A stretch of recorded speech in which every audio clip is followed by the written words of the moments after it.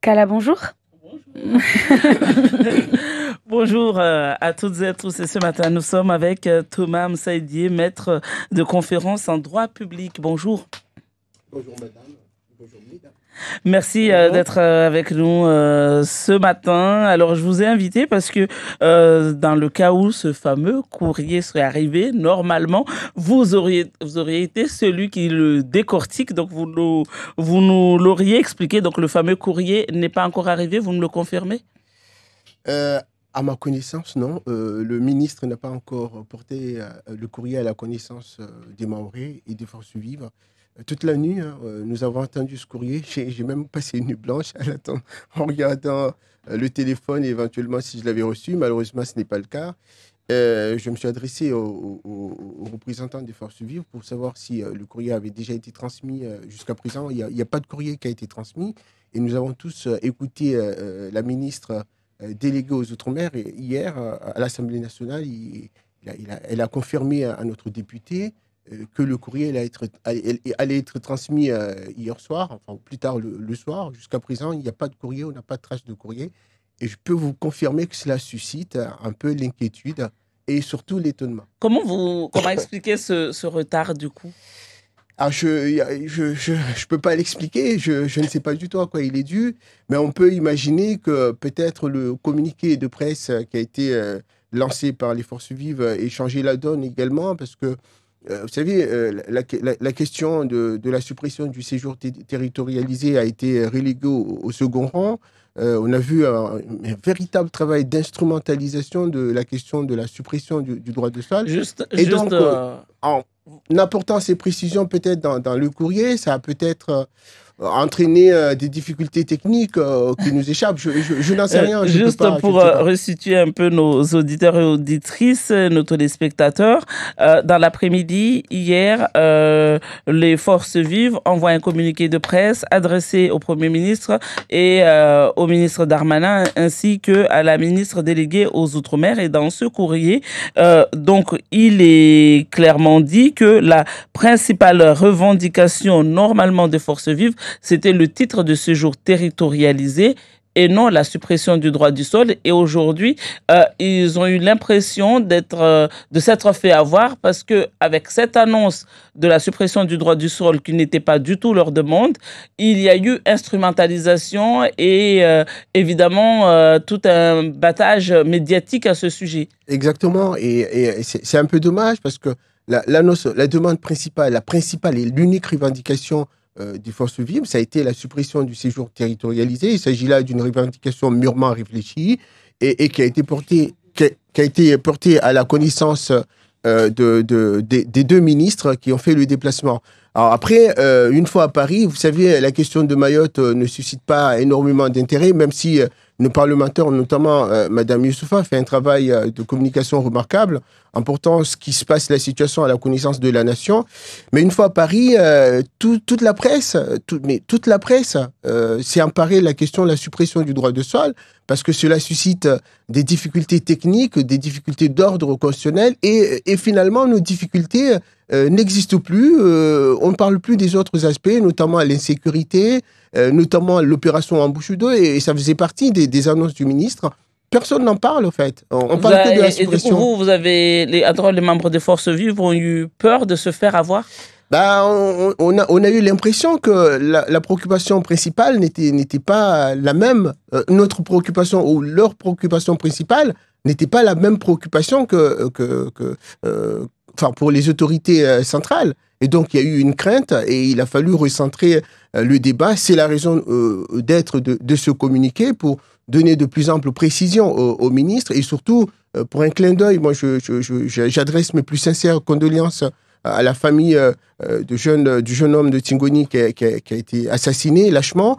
Et donc, c'était aussi pour dire que la situation est extrêmement préoccupante et qu'il faut à tout prix réagir, alors que nous savons que la question de la suppression du droit du sol, je ne porte aucun jugement. Que cette suppression présente des vertus, je ne porte aucun jugement. Cela résulte d'un travail parlementaire vraiment compliqué, parce que pour réviser la Constitution en France, ce n'est pas la chose la plus simple. Depuis Hollande jusqu'à maintenant, ils ont tous essayé, tous les gouvernements confondus, ils ont essayé de réviser la Constitution.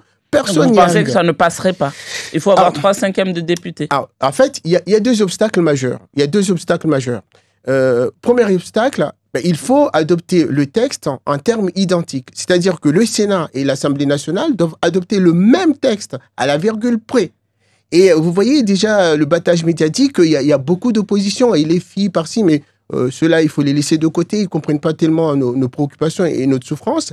Il y a vraiment beaucoup de divergences de position sur cette question. Et puis l'autre obstacle, il faut réunir les 3/5, sauf s'ils décident de soumettre le projet au référendum. Quoique l'opinion publique nationale est totalement favorable à la suppression du droit de sol, ma foi, c'est une mesure qui doit être accueillie, bien évidemment, sauf que les effets d'une telle mesure ne pourront pas se faire sentir immédiatement. Ce sont des effets différés.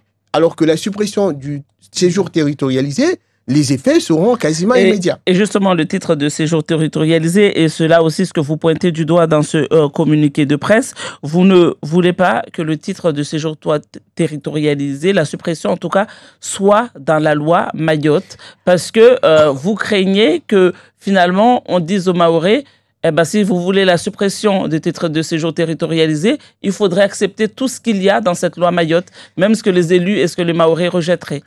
Vos questions ne manquent pas de raffinement, Madame Abdelhadi. C'est exactement ça.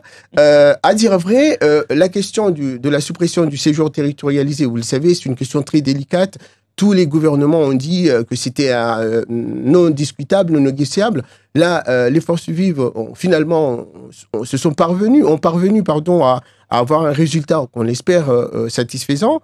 Et donc, si on venait à insérer cette question dans la loi Mayotte, ça voudrait dire que les élus locaux seraient liés par celle-ci. Autrement dit, le gouvernement pourrait, je ne dis pas qu'il serait enclin à faire cela, mais on n'est pas à l'abri de comportements tout à fait douteux, pourrait insérer des dispositions qui ne sont pas du tout satisfaisantes, et finalement, les élus n'auraient pas d'autre alternative que d'accepter, parce qu'il y a la question du séjour territorialisé qui est mentionnée, et donc ça serait une forme de chantage, et ce n'est pas du tout bon. Et en plus, la question de la loi Mayotte, il faut qu'elle soit discutée au Sénat, à l'Assemblée, donc à la navette, et ça va prendre du temps. Alors que si on arrive à décorréler les deux, le gouvernement peut agir, mais très rapidement, par voie d'ordonnance, il peut agir. D'ailleurs, la mesure donc ça peut être abrogé par ordonnance. La mesure a été mise en place par voie d'ordonnance, et le gouvernement peut demander, dans ce cas,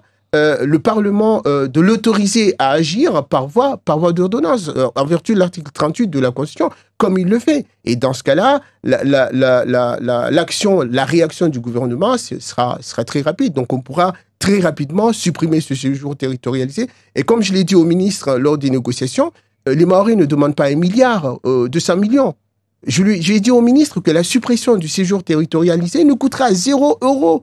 Même pas 0 € à l'État. On ne coûtera rien à l'État. Il faut simplement accéder à une demande communément partagée, largement partagée par tout le monde. C'est la demande qui fait... Et comment vous comprenez alors qu'ils aient choisi de mettre ça dans le projet de loi Mayotte? J'ai pas entendu, pardonnez. Comment vous comprenez que finalement, ils aient choisi la voie la plus longue, j'ai envie de dire, et d'insérer ça dans le projet de loi Mayotte? C'est parce que la question du projet de loi Mayotte est d'actualité. Actuellement, les élus sont en attente justement du contenu de cette loi Mayotte. Et donc, ils saisissent cette opportunité pour tout insérer dedans afin de répondre aux attentes. C'est parti d'un bon sentiment, en fait. Pour répondre Vous pensez que c'est parti d'un bon sentiment? Parce que c'est une opportunité unique. Donc, ils saisissent cette opportunité pour insérer toutes les dispositions législatives indispensables au développement de Mayotte, répondant aux attentes de Mayotte. Simplement, le projet de loi Mayotte, le contenu n'est à ce jour pas connu, en tout cas pas à ma connaissance. Et puis, son adoption ne sera pas réalisée avant un certain délai. Oui. Et que répondez-vous aux personnes qui estiment que supprimer les visas territorialisés, ça va faire un appel d'air et qu'il faudrait peut-être aussi bloquer complètement la délivrance des titres de séjour, et peut-être qu'à partir de là, on pouvait... J'ai promis de garder mon calme, mais il y a des expressions qui me mettent hors de moi. Appel d'air, vous n'êtes pas prêt... vous êtes résilient, ce sont des expressions que j'aborde énormément parce qu'à chaque fois que les Mahorais demandent quelque chose qui va permettre à ce territoire de se développer et de rattraper son retard, on lui sort des arguments, ça va constituer un appel d'air, vous n'êtes pas prêt. Ça fait tellement longtemps qu'on a essayé toutes les formules, il n'y en a aucune qui a fonctionné. On a même aménagé le droit de sol en 2018. Le taux de natalité n'a jamais été aussi important que maintenant. Là, pour une fois, les Mahorais sont à l'origine d'une idée. Ce n'est pas Paris qui décide de répondre aux attentes des Mahorais. On a dit, nous ne voulons pas de ces méthodes. Tout le temps, systématiquement, Paris décide, depuis Paris, ce que les Mahorais doivent avoir. Et c'est pas bon. Pour une fois, les Mahorais sont à l'origine d'une idée et essayons cette idée. Et je reste convaincu que la suppression de ce séjour territorialisé, non seulement présente des vertus pour les Mahorais, mais pour les étrangers aussi. Pensez aux élèves qui ont le bac, qui ne peuvent pas quitter le territoire, qui veulent poursuivre leurs études à l'extérieur et qui finalement, parce qu'ils n'arrivent pas à quitter le territoire, se convertissent en des activités totalement improbables. Ou d'autres personnes qui ont envie d'aller à La Réunion, d'aller à Métropole. Mais on sait que... Mais vous comprenez par là que quand on entend ça au niveau de l'Hexagone et... ils sont réticents, ils se disent ouh là là là là, et on l'a vu dans les débats au niveau national ces derniers jours, et à La Réunion également, on a vu que ça commence réellement à les préoccuper. Alors, pardonnez-moi pour cet écart de langage. Alors, les préoccupations des Réunionnais, ce n'est pas mon affaire. Vous savez, si nous avons ce séjour territorialisé, c'est uniquement parce que les élus réunionnais ont mis la pression en 1995 pour qu'il soit instauré à Mayotte. Alors que depuis les années 80, nos élus locaux se sont battus pour qu'il y ait une régulation des flux migratoires. Les Réunionnais ont mis la pression parce que justement, ils ne veulent absolument pas avoir à subir les effets liés à une immigration qui ne serait pas contrôlée. Et donc, ils veulent que la misère reste à Mayotte. Nous sommes un territoire de 374 km². On est devenu un réservoir, un stock. Il y a tellement du monde, on ne sait même pas d'où ils viennent, quelles maladies sont en train de traîner. Désormais, on nous parle de choléra ou je ne sais quoi. C'est bon, on est étouffé.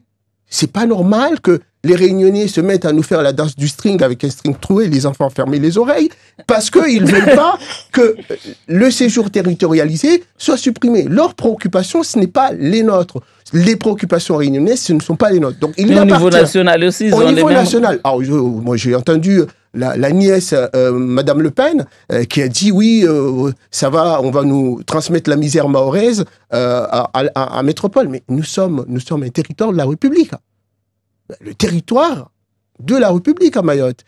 Il appartient au territoire continental de participer à la solidarité. Et après, bon, c'est pas dit que tout le monde aille à Métropole. Bon, on n'en sait rien. Mais en tout cas, c'est trop. Les Mahorais n'ont pas assumé tout ça. Et maintenant, on est à peu près 60% de la population est composée d'étrangers et 90% en situation irrégulière. Ça fait beaucoup. Et vous imaginez si c'était la même chose à Métropole, à La Réunion. Les Réunionnais, les Sri Lankais sont arrivés chez eux il y a quelques mois. En espace de 24 heures, ils les ont dégagés. Nous, tous les jours, même là, à l'heure où nous parlons, ils arrivent. Qu'est-ce qu'on doit faire? Il faut supprimer ce séjour territorialisé. Permettre aux personnes qui ont envie de circuler de pouvoir le faire librement. Ça voudrait dire une chose. Ça voudrait dire que pour une fois, l'État ne doit pas se montrer complaisant. Parce que dans toute cette misère, c'est le comportement de l'État qui est aussi à souligner. Parce qu'il y a une carence de l'État. Et dans la délivrance des séjours, l'État doit se montrer beaucoup plus rigoureux, beaucoup plus strict, examiner, instruire les demandes efficacement, plutôt que de faire... C'est ce qui a été annoncé de toute façon, qu'il allait réduire de 90% la délivrance des titres de séjour. C'est ce qui Je pense que tout le monde est d'accord là-dessus. Parce que lors de négociations, le ministre s'était montré, en tout cas, s'était parfois exprimé avec un ton comminatoire en disant, mais vous savez, ne venez plus nous dire qu'on ne peut plus régulariser un tel ou un tel. Nous, on n'a jamais demandé ça. Et puis, les personnes qui se livrent à des comportements totalement illégaux, il faut les mettre en prison. J'ai appris qu'il y a des Mahorais qui déclaraient 38 enfants. Mais il faut les coincer, ces personnes-là. C'est pas tout le monde. C'est pas tout le monde. Nous, on n'en peut plus. Quand vous avez été victime de ces voyous, mon fils s'est fait agresser, des membres de la famille se font agresser, ce n'est pas acceptable. On ne peut plus vivre dans cette situation. Merci beaucoup, Thomas Msaïdié, pour cet entretien. Vous restez bien évidemment avec nous pour la deuxième partie de l'émission.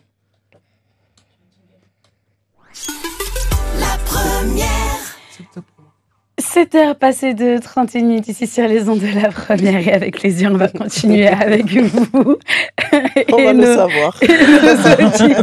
Et nos auditeurs et auditrices qui aussi souhaitent interagir avec ça. Complètement, là on entend tout. C'est parfait.